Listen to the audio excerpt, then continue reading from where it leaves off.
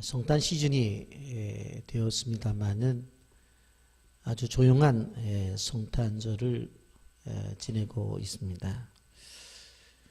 경기가 어려워서 그런지 캐롤송마저 거리에 들리지 않고, 더 나아가 저작권 문제로 캐롤송도 마음대로 들을 수 없는 삭막한 시대가 되었다는 것, 가슴이 아프다고 생각되어집니다.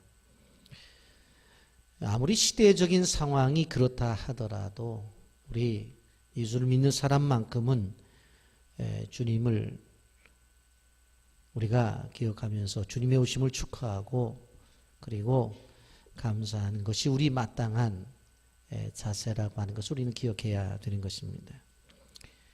사실 그 성탄이 교회를 중심으로 해서 가장 기뻐하고 즐거워해야 됨에도 불구하고 요즘 오히려 유흥가나 어떤 상점에서 돈을 버는 목적을 가지고 더욱더 활발하게 움직이는 것을 볼 때에 안타깝기가 그지없습니다. 우리 그리스도인들은 그러한 세상의 흐름에 휩싸이는 것이 아니라 바로 하나님이 인간으로 오심과, 좀 더 쉽게 표현을 한다면 하나님이 인간에게 신방 오심에 대해서 좀 기억하면서 뜻깊은 기간을 지내야 되겠다는 생각이 되어집니다. 이런 소중한 성탄이 여러분 개인과 여러분의 가정, 우리 교회 안에 주의 축복으로 임하기를 예수님의 이름으로 축복합니다. 아멘. 오늘 옆 사람과 인사를 나누는데 성탄절 인사를 하나가 아니라 4가지로 제가 하려고 생각해요. 다 따라 하십시오. 옆에 사람들을 보면서 메리 크리스마스, 주님의 오심을 축하드립니다. 당신의 인생 속에 예수님이 오심을 축복합니다. 아무나 보고 당신 그러지 말고요. 옆에 있는 분이 집사님이면 집사님인, 형제면 형제, 이렇게 바꿔서 하세요. 당신의 인생 속에 예수님이 오심을 축복합니다. 축복의 성탄절이 되시길 바랍니다. 아멘입니까? 다양한 표현법으로 올 성탄절에는 인사를 나누시기를 바랍니다. 여러분, 하나님께서 인간에게 오신 것을 신학적으로 인카네이션이라고 그렇게 말을 합니다. 그걸 쉽게 표현하면 성육신이라고 우리는 이해를 하고 있습니다. 그런데 하나님이 인간에게 오신 이 사건이 바로 구약시대에도 있었습니다. 구약시대에 하나님이 인간에게 신방을 오신 사건이 있는데 그것이 바로 창세기 18장의 사건입니다. 사실 창세기 18장의 사건은 믿음의 눈으로 보지 아니하면 절대적으로 이해가 되지 않는 사건이 창세기 18장의 사건입니다. 하나님이 인간의 모습이 되셔서 아브라함의 가정에 신방을 오셨다는 것입니다. 왜 오셨을까? 그 가정에 필요한 선물을 주시기 위해서 오셨습니다. 이것이 신비입니다. 하나님이 사람을 찾아오셨다. 그리고 그 사람을 찾아오셔서 만나주시고 그 사람의 필요를 채워주셨다라고 하는 것, 그것이 바로 신비 중에 신비라고 하는 것을 우리는 기억해야 되는 것입니다. 우리가 이 성탄절을 지내면서 기억해야 될 것은 하나님이 나를 찾아오셨다고 한다면 내가 그분을 만나야 되잖아요. 그리고 그분이 나에게 찾아온 것이 나의 필요를 채워주시기 위해서 오셨다고 한다면 나의 필요를 다 채움을 받아야 되잖아요. 그렇기 때문에 주님께서 오시는 이 성탄의 주간에 우리 모두가 그 주님 만나고 그 놀라운 성탄의 축복을 통해서 여러분의 필요를 다 채움받는 귀한 시간이 되기를 예수님의 이름으로 축복합니다. 여러분, 성탄이라고 하는 것은 하나님의 신방 오심이라고 그랬죠. 여러분, 하나님께서 이 땅에 오시게 되어질 때에 인간의 몸을 입고 오시는데 바로 그 아브라함의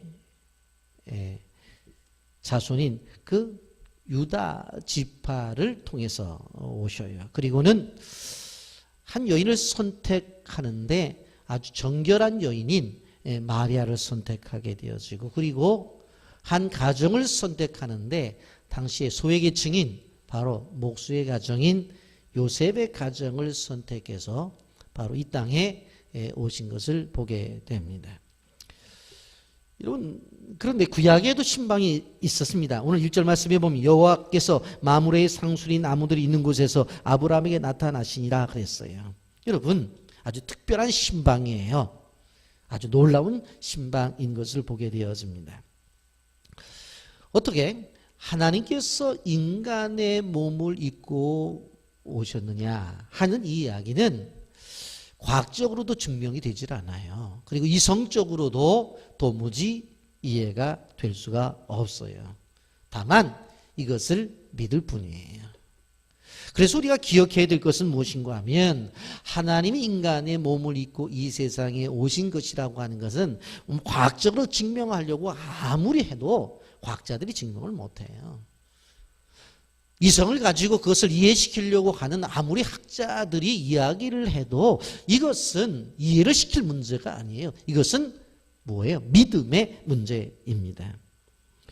여러분, 창세기 17장 19절 말씀에 보면 하나님이 이르시되 아니라 내 아내 사라가 네게 아들을 낳으리니 너는 그 이름을 이삭이라 하라. 내가 그와 내 언약을 세우리니 그의 후손에게 영원한 언약이 되리라 그랬어요.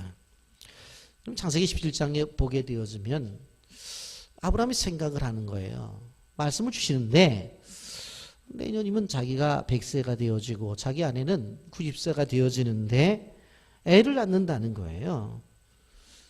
한편으로 아브라함이 그런 생각을 하는 거예요. 아, 나는 그냥 하갈에서 낳은 이스마엘로 만족하며 살면 좋겠는데 굳이 이 나이 많은 나에게 애를 준다고 하는 것이 도대체 무슨 뜻인가?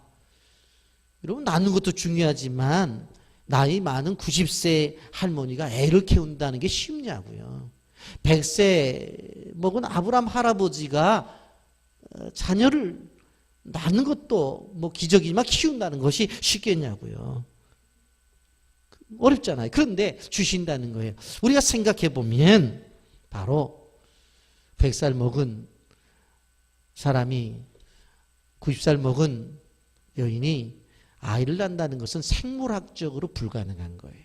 이거는 이런 상황 속에서 창세기 18장에 보게 되었으면 할례를 받은 다음에 아이의 출생을 예고받는 것을 바라볼 수가 있습니다. 여러분, 실질적으로 이 놀라운 기적의 메시지를 듣는 것은 1절 말씀에 보면 마므레 상수리 숲을 지역에 거주하고 있던 아브라함에게 말씀이 임하게 되어집니다.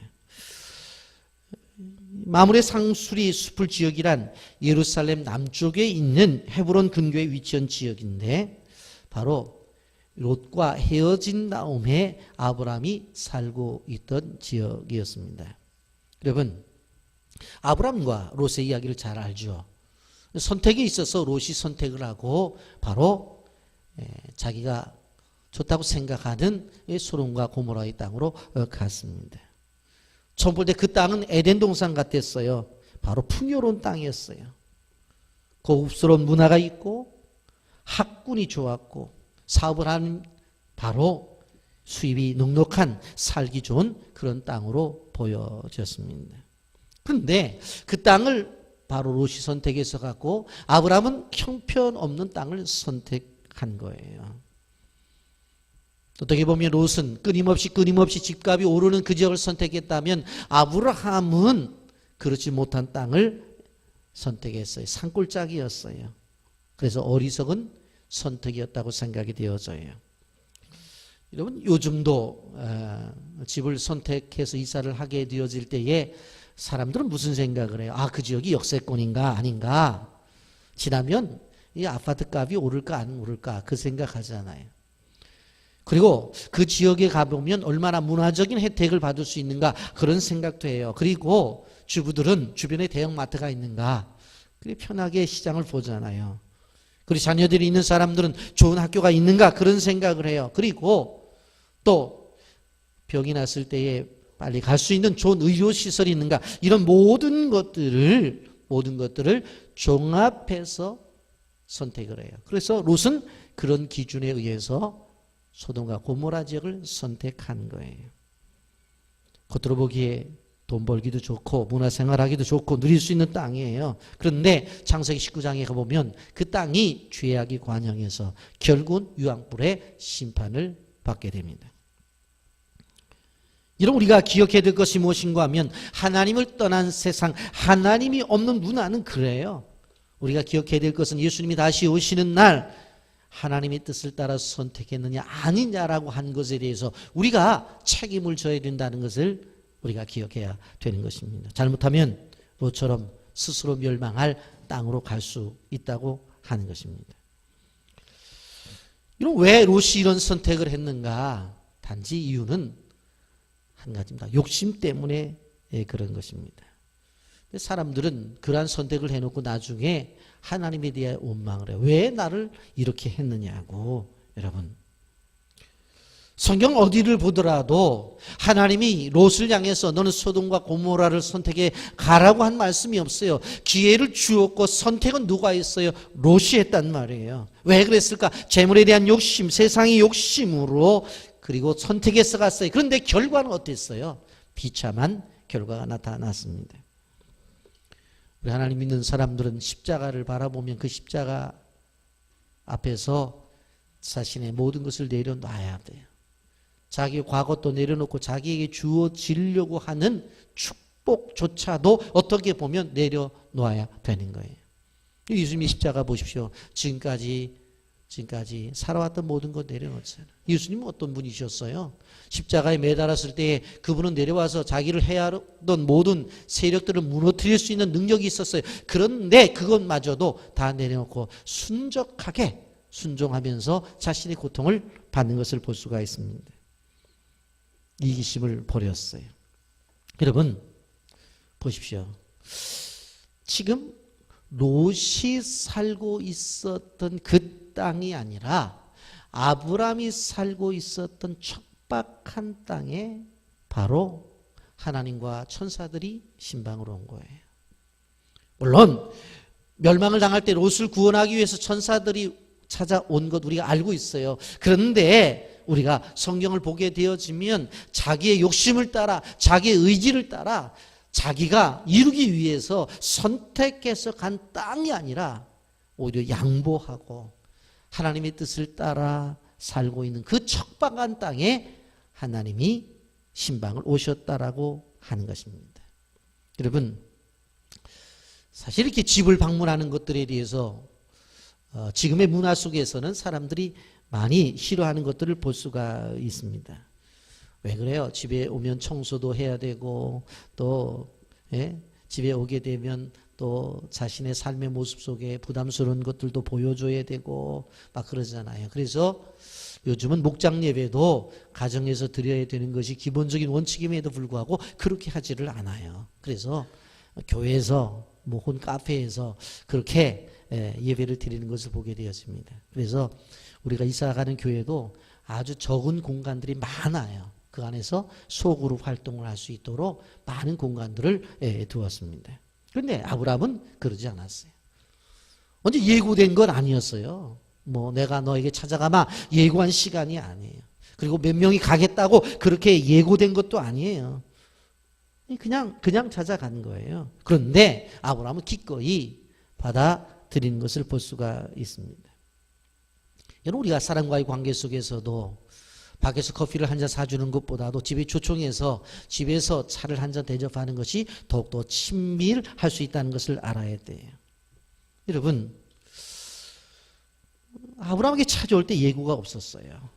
그런데 갑자기 찾아온 거예요. 아브라함이 사실 어떻게 보면 지나가는 여행자로 생각을 했었을 것입니다.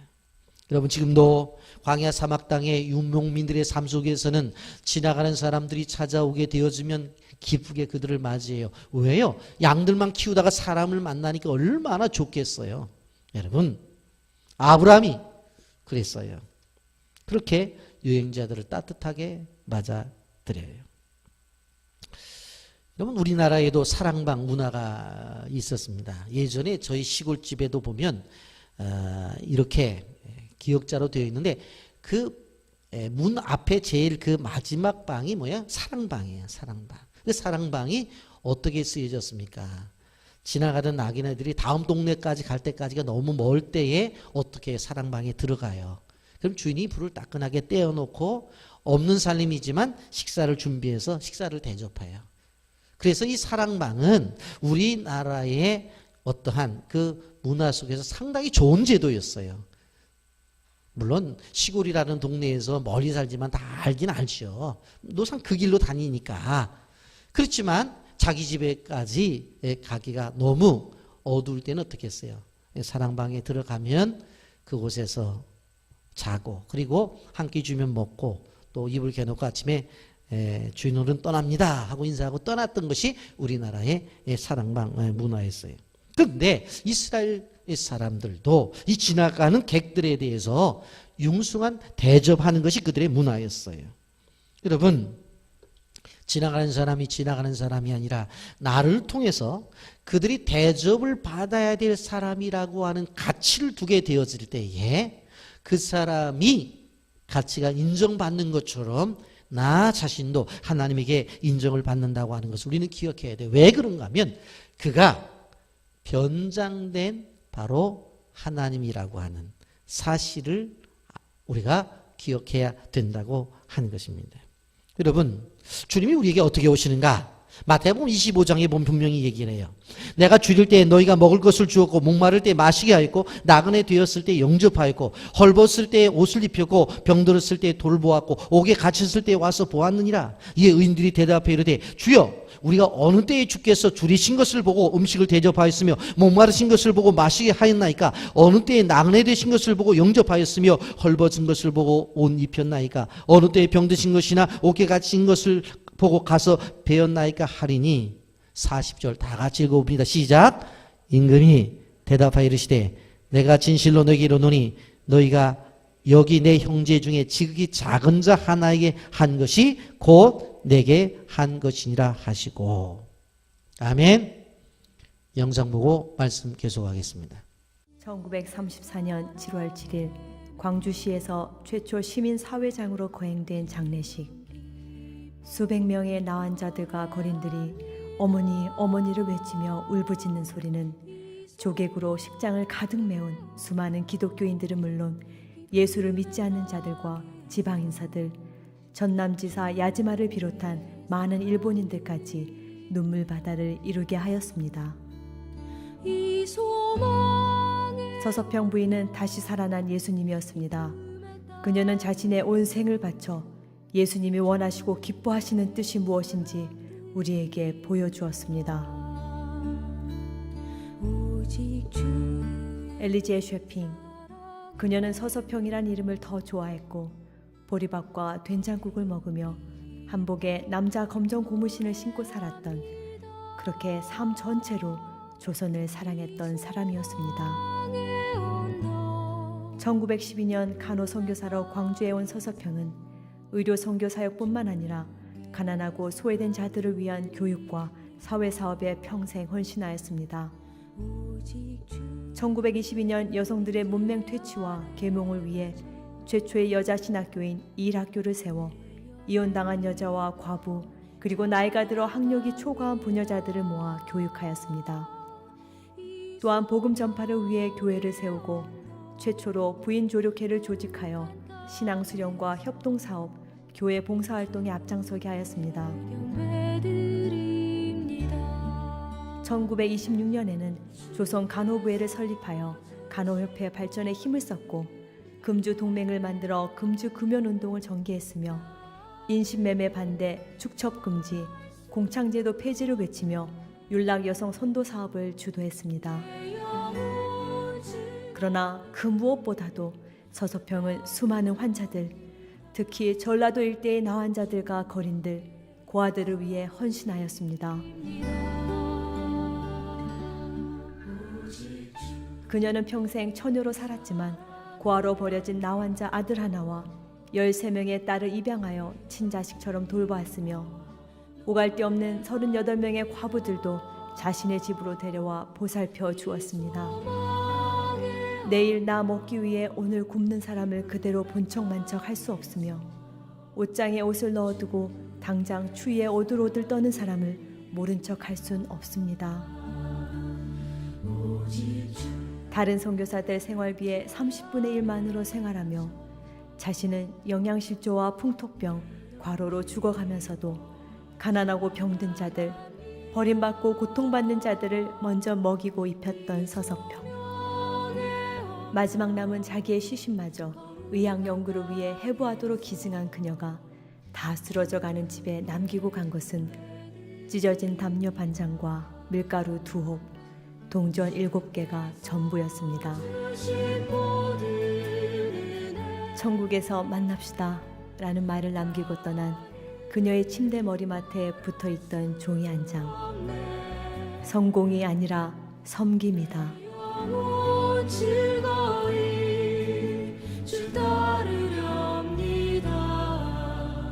주께 내 삶 드립니다.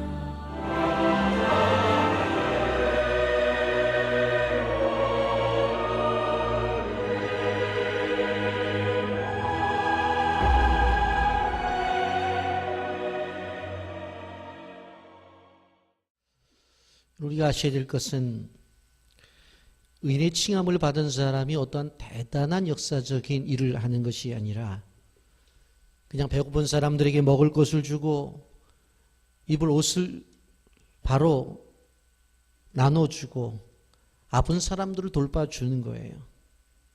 바로 돈 없고 힘없는 사람들을 돌아본 그것을 하나님이 기억하는 거예요. 그것이 서석병 선교사의 삶이었어요.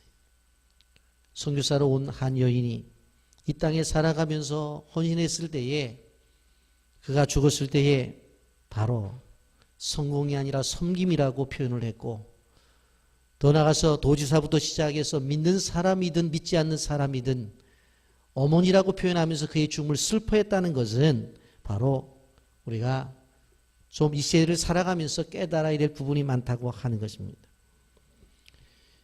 여러분, 바로 하나님께서 이 죄 많은 세상의 인간의 몸으로 찾아오셨다는 것, 그리고 하나님께서 당시에 롯이 살고 있는 그러한 땅으로 간 것이 아니라 척박한 땅, 아브라함이 사는 땅에 찾아왔다는 것, 그것은 무엇을 의미하는 거예요? 우리가 세상 속에서 살아가면서 누구에게 관심을 가지고 이 시대 속에서도 누구를 찾아가야 될 것인가에 대한 가르쳐주는 말씀이라고 하는 것을 우리는 알아야 돼.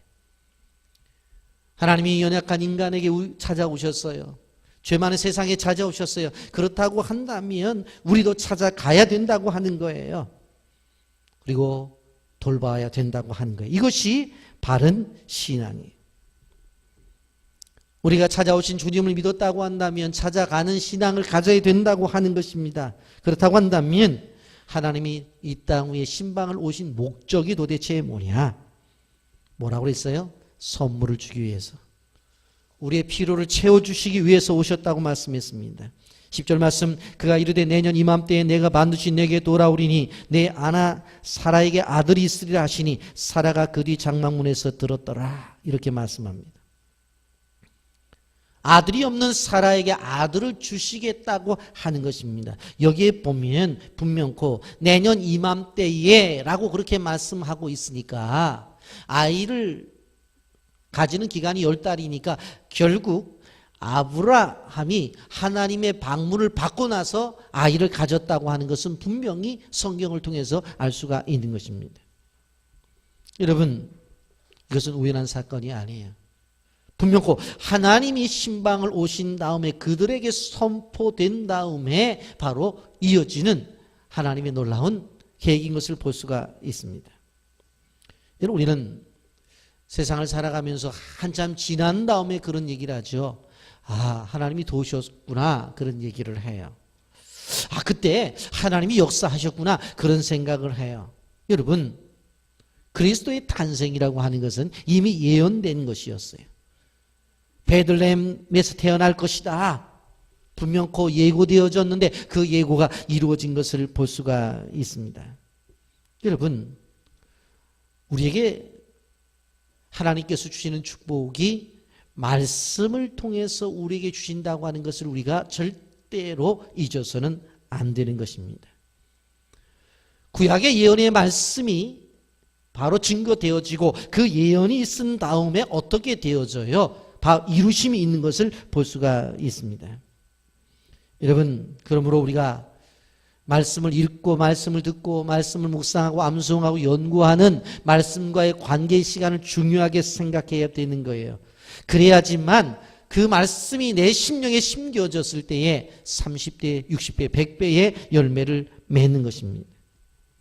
약속이 먼저고 성취가 나중이에요. 우린 자꾸 무엇인가 이루어달라고 요구를 해요.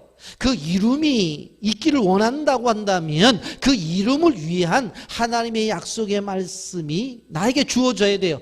그렇기 때문에 우리가 그러한 하나님의 복을 받기 위해서는 끊임없이 말씀을 읽어야 돼요. 왜? 약속을 찾아내야 돼요.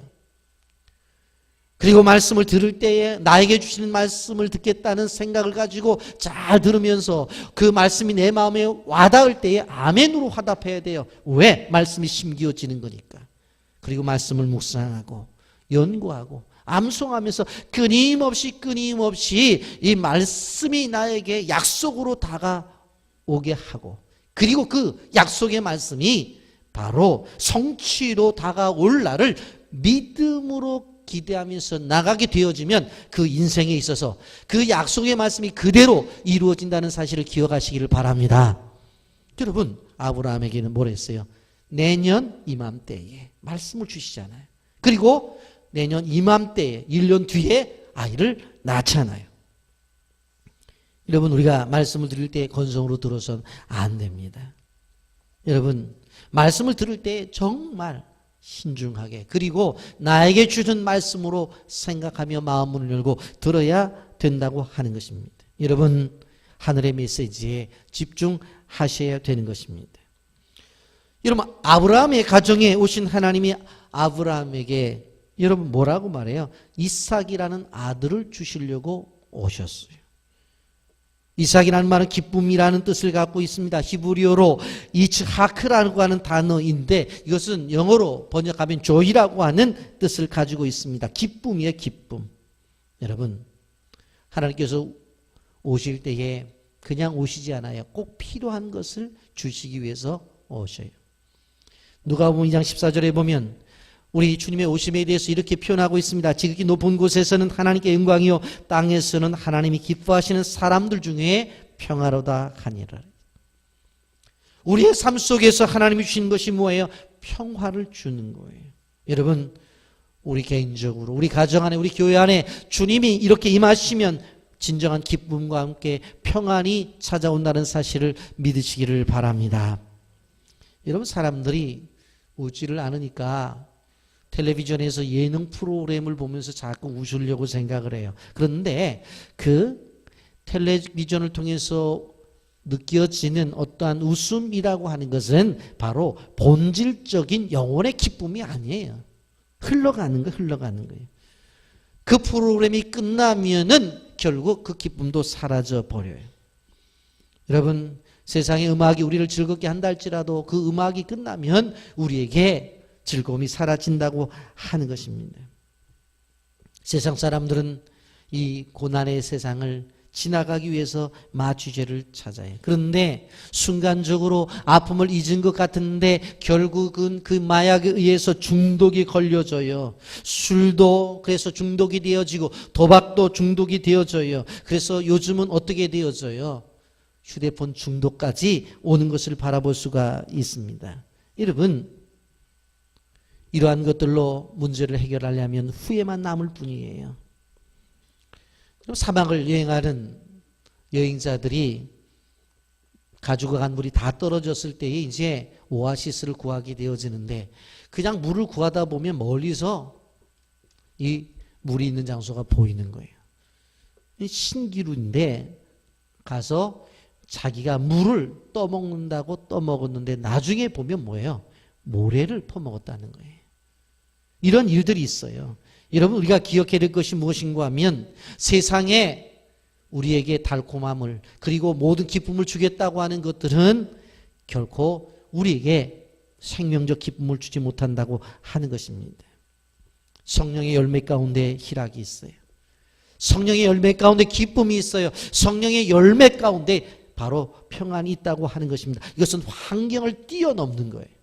그러므로 예수님이 이 세상에 오셨을 때에 문제의 해결을 갖고 오신 것처럼 이 성탄 절기를 맞이하면서 여러분 오신 주님을 맞이해서 여러분 개인과 가정과 우리 교회 안에 있는 모든 해결해야 될 것들이 해결되는 축복이 있기를 예수님의 이름으로 축복합니다. 아멘. 그런데 이렇게 신방을 왔었을 때에 신방 받는 자의 태도가 나타납니다. 여러분, 저도 이제 신방을 다닙니다만은, 그리고 1월 첫 주에 이제부터 우리가 약속의 말씀 신방을 하잖아요. 신방을 하는데 여러분들은 어떻게 신방을 준비하세요? 어떤 분들은 그래요. 신방 간다 그러면 준비가 안 돼서 신방을 받지 못하겠다고 그렇게 얘기를 해요. 그런데 이 신방을 받는 아브라함의 모습을 보십시오. 2절에 보면 눈을 들어 본즉 사람 셋이 맞은편에 서 있는지라 그가 그들을 보자 곧 장막문에서 달려나가 영접하며 몸을 땅에 굽혀라고 말을 해요. 신방을 하지만 신방에 대해서 불편해하고 귀찮아하는 성도들이 있어요. 여러분 절대로 그러면 안 돼요. 하나님의 은혜와 복을 받을 수 있는 기회를 놓친다고 생각을 해야 돼요. 여러분 사도행전 10장에 가보면 어떤 얘기가 나옵니까? 바로 백부장이 베드로의 집을 신방했을 때에 베드로를 영접하는 백부장을 볼 수가 있습니다. 하루는 베드로가 기도하는 중에 바로 이 백부장의 신방을 그렇게 이야기를 하죠. 그리고 백부장이 초청을 해요. 그래서 결국 어떻게 합니까? 베드로가 백부장의 집에 갑니다. 사도행전 10장 25절에 보면 마침 베드로가 들어올 때 고넬료가 맞아 발 앞에 엎드려 절하니 그렇게 말씀을 하고 있습니다. 실질적으로 고넬료가 이제 어떻게 해줘요? 베드로가 들어올 때에 발 앞에 엎드려요. 그리고는 사도행전 10장 33절에 보면 내가 곧 당신에게 사람을 보내었는데 오셨으니 잘 아나이다. 이제 우리는 주께서 당신에게 명하신 모든 것을 듣고자 하여 다 하나님 앞에 있나이다. 베드로가 뭐라고 갔을 때 이 고넬료가 대답을 해요. 베드로가 왔다고 말을 하지 않아요. 하나님 앞에 있다고 말을 해요. 여러분 고넬료가 어떤 사람입니까? 점령지에 군사를 데리고 가서 지금 그 점령지를 통솔하고 있는 100명의 군사를 데리고 있는 바로 장교예요.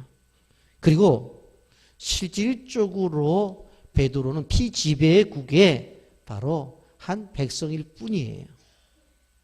그런데 오늘 보십시오. 아브라함이 달려나가 땅에 굽혀 절하는 자세나 아니면 바로 이 백부장의 모습을 봐야 돼요. 여러분 아브라함의 나이가 당시 99세라고 그랬어요. 여러분 세상적으로 보면 나이가 많죠. 그리고 더 생각해 보면 그 지역에서 족장이었기 때문에 권세가 있는 사람이었어요. 그런데 지나가는 나그네에 대한 태도를 보십시오. 분명 겉으로 보기에는 나이가 더 많을 수도 있어요. 사회적인 지위나 그리고 사회적으로 더 인정을 받을 수 있어요. 그런데 지나가는 나그네에 대하여 대하는 태도가 달라요. 어떻게 합니까? 아브라함이 아이고 더우시죠? 이 나무 아래 쉬라고 하고 발 씻을 물을 준비합니다. 떡을 준비해서 대접을 하는 것을 볼 수가 있습니다. 급속히 들어가면서 아내에게 뭐라고 말해 떡을 만들라고 해요. 6절에 보면 아브라함이 급히 장막에 가서 사라에게 이르되 속히 고운 가루 3쌀을 가져다가 반죽하여 떡을 만들라 그렇게 말을 해요. 그리고 나서는 가죽대로 달려가죠. 7절 보면 아브라함이 또 가축대 있는 곳으로 달려가서 기름지고 좋은 송아지를 잡아 하인에게 주니 그가 급히 요리한지라 그랬어요. 여러분 8절 보십시오. 아브라함이 엉킨 젖과 우유와 하인이 요리한 송아지를 가져다가 그들 위에 차려놓고 나무 아래서 모셔 섬에 그들이 먹으니라고 그랬어요. 버터도 내놓고 우유도 내놓고 떡도 하고 갓 잡은 송아지 요리를 갖다 내놔요. 그리고는 어떻게 해요? 서빙을 하기 위해서 여기 서 있다고 그랬어요. 딱 서서 이 손님들을 접대하려고. 여러분 아브라함의 모습을 보세요. 여러분, 바로 하나님이 우리를 신방하신다고 하면 여러분 어떤 자세로 그 주님을 맞이하겠느냐 하라고 한 것입니다. 첫 번째 성탄에는 어떻습니까? 누가복음 2장 7절에 이렇게 말합니다. 젖아들을 낳아 강보에 싸서 구에 누였으니 이는 여관에 있을 곳이 없음이로라. 이 땅 위에 죄인을 위해서 오셨건만 어떻게 되었다고 그랬어요? 있을 곳이 없어서 바로 구유에 누였다라고 그렇게 이야기를 하고 있습니다. 여러분은 이 성탄절에 예수님을 어떻게 맞이하시려고 하십니까? 여러분, 오늘 성탄 주일로 지내고 이제 오늘 저녁은 성탄절 축하 예배로 지내게 될 거예요. 그리고 내일 모레 화요일에는 성탄절 감사 예배로 드리게 되어질 거예요. 이럴 때에 아브라함처럼 표현을 해야 돼요. 주님 오심에 대해서 감사해야 돼요. 기뻐해야 돼요. 즐거워해야 돼요. 그것에 가장 중요한 게 뭐예요? 예배예요. 예배. 그래서 오늘 예배를 드리는 거예요. 주님 오심에 우리는 감사하고 있습니다. 주님 오심에 감사하고 기뻐하고 있습니다. 주님 오심을 우리는 감격하고 있습니다. 여러분, 그런데 유대 사람들은 예수님의 오심에 대해서 인정하지 않고 그래서 결국은 있을 방이 없어서 구유에 갔는데 동방의 박사들은 어떻게 했다고 그랬어요? 마태복음 2장 11절에 집에 들어가 아기와 그의 어머니 마리아가 함께 있는 것을 보고 엎드려 아기께 경배하고 보배압을 열어 황금과 유향과 모략을 예물로 드리니라 그랬어요. 동방의 박사들. 그들은 찾아와서 황금과 유향과 모략을 드렸어요. 사실 하나님의 백성이라고 말하는 유대인들은 그 아기 오심에 대해서 영접하지 아니했던 것을 볼 수가 있습니다. 그런데 동방의 박사들은 아기 예수께 찾아와서 경배하고 황금과 유향과 모략을 드리잖아요. 여러분, 이제 지나가는 나그네를 기쁘게 받았던, 내용적으로 보면 하나님의 신방을 기쁘게 받았던 그에게 주시는 메시지가 무엇입니까? 10절 말씀에 그가 이르되 내년 이맘때 내가 반드시 내게로 돌아오리니 내 아내 사라에게 아들이 있으리다. 아브라함이 본돈 친척 아버지 집을 떠나 내가 내게 지시할 땅으로 가라. 그곳에 가면 큰 민족을 이루겠다고 아브라함이 약속의 말씀을 받은 것이 75세예요. 그런데 그 약속의 말씀이 이루어지고 있는 것이 현장인 것을 보게 되어져요. 몇 년 후에 이루어져요? 무려 25년 뒤에 그 약속이 이루어지고 있어요. 25년 동안 신실한 믿음의 생활을 하고 있는 아브라함에게 하나님께서 약속하신 것이 그대로 이루어지는 거예요. 여러분, 하나님께서 바로 이들을 영접하고 있는 그 아브라함의 가정에 지금까지 소원했던 소원이 이루어지고 있고, 그리고 25년 전에 약속한 것이 이루어지고 있는 현실을 우리는 봐야 되는 거예요. 평생 주님을 위해서 헌신한 목사님이 계셨어요. 근데 그렇게 헌신한 목사님이었지만 교회가 그렇게 크지 않아서 은퇴를 하면서도 큰 대책이 없었습니다. 어느 날 양식이 다 떨어졌어요. 그러나 누구를 원망하지 않았어요. 그리고는 이 목사님은 기도하고 또 기도를 했어요. 이것을 누가 보고 계세요? 바로 하나님이 보고 계셨어요. 여러분, 하나님이 그를 향해서 어떻게 하셨습니까? 다른 사람을 통해 가지고 그 가정에 쌀 떨어진 것에 대해서 바로 체험을 주셨어요. 전 개척 때 여러 가지 일들이지만 한 사건을 생각해 봐요. 아이들 둘, 우리 종촌이 종송이를 데리고 개척을 해서 진행하는 과정 속에서 바로 쌀이 떨어졌어요. 이제는 우리도 끼니가 어떻게 할 수 없는 그런 상황이 되었어요.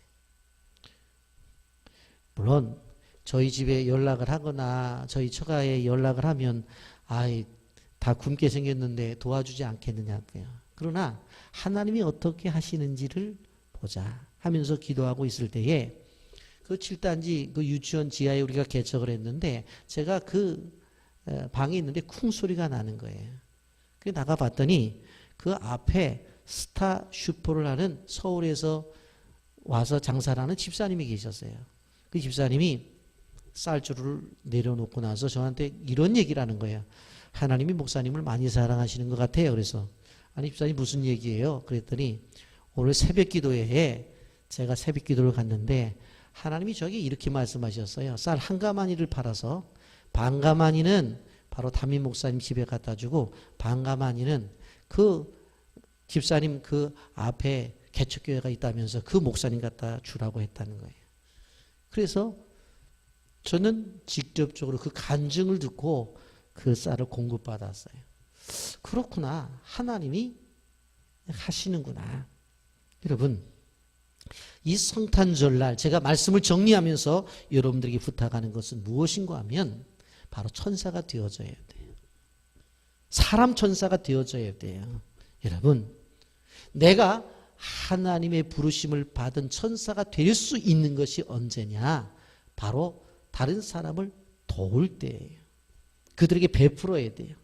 우리가 가지고 있는 작은 것을 가지고 나누어야 돼요. 그것을 통해서 하나님의 신방의 역사가 나타나는 거예요. 우리가 보았잖아요. 서서병 선교사. 주변 사람들이 뭐라고 그랬어요? 이 땅에 온 예수라고 그랬어요. 여인이었지만 바로 하나님 그걸 원하는 거예요. 여러분, 우리는 잘 아는 성 프란시스의 주여 나를 평화의 도구로 써달라는 시를 알고 있습니다. 무엇입니까? 주여 나를 평화의 도구로 써주소서.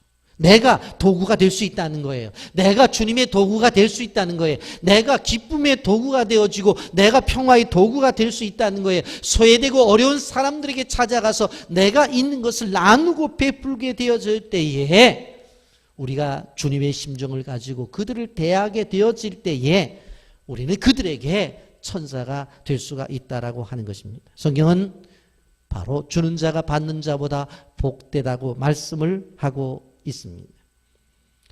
여러분이 성탄의 절기를 맞이해서 기억해야 될 것은 무엇인가 하면 우리는 받으려는 것보다도 주는데도 관심을 가져야 되고 받기보다는 주겠다고 하는 생각을 가져야 돼요. 받는데 기쁨을 갖는 것보다 주는데 더욱더 기쁨을 가져야 되는 거예요. 여러분, 이번에 보니까 성탄절기에 부산의 모 교회는 청년들이 동원이 되어서 그 산동네에 그 무거운 연탄을 다 집집마다 배달했다는 이야기를 듣게 되었습니다. 어느 교회는 김장을 해서 혼자 사는 노인들에게 김장을 나눠주기도 해요. 여러분, 한국교회가 비난받는 이유가 도대체 무엇입니까? 나누어주고 섬기는 것이 아니라 부여잡고 있기 때문에 지금 한국교회가 지탄의 대상이 되는 거잖아요. 여러분, 이 비난의 화살을 피하려고 하지 마세요. 이것을 우리가 해결해야 돼요. 여러분, 가난한 이웃들을 향해 베풀고 그들을 향해 섬긴다고 한다면 그 누가 비난을 하겠냐고. 이웃을 돌아보고 이웃에 대한 관심을 가지고 이웃의 필요를 따라서 교회가 모든 것을 내어놓고 그리스도인들이 내어놓는다면 그 누가 감히 한국교회 성도들과 한국교회를 향해서 손가락질을 하겠느냐. 성탄주일은 어떤 주간입니까? 오신 것을 기쁨으로 맞이했다면 우리도 가야 되는 거예요. 오신 것을 기쁨으로 우리가 영접했다면 우리가 우리의 필요를 따라 찾아가야 된다고 하는 것입니다. 여러분, 빛은 어둠을 밝힙니다. 그냥 빛이 나타나면 어둠은 사라지게 되어 있어요. 그리고 그 빛은 따스함을 주게 되어져 있어요. 우리 교회가 빛의 교회예요. 그렇다고 한다면 이 어두운 세상에 무엇을 해보겠다는 것이 아니라 빛으로서의 자기의 존재감, 그것을 드러내면 어둠은 사라지게 되어 있고 우리 빛의 교회 성도들이 나타나면 그 주변의 모든 주변은 따뜻하게 된다는 사실을 믿으시기를 예수님의 이름으로 축복합니다. 엄동설안에 마음마저 추울 수 있는 상황 속에 우리 빛의 교회 성도들을 통해서 따뜻함을 느끼는 그러한 공동체가 되어야 될 줄 아는 것입니다. 여러분, 주님이 아브라함을 찾아갔듯이 여러분, 하나님께서 인간 어린 예수로 이 세상을 찾아왔듯이 우리도 이웃을 찾아가 사랑을 전달하는 이 시대에 바로 사람 천사, 그러한 사람이 되어져야 된다는 사실을 꼭 기억하시고 이 성탄절에 많은 사람들을 향해서 찾아감으로 그들을 향해서 베풀므로 말미암아 하나님의 은혜를 누리는 믿음의 종들이 되시기를 예수님의 이름으로 축복합니다. 아멘.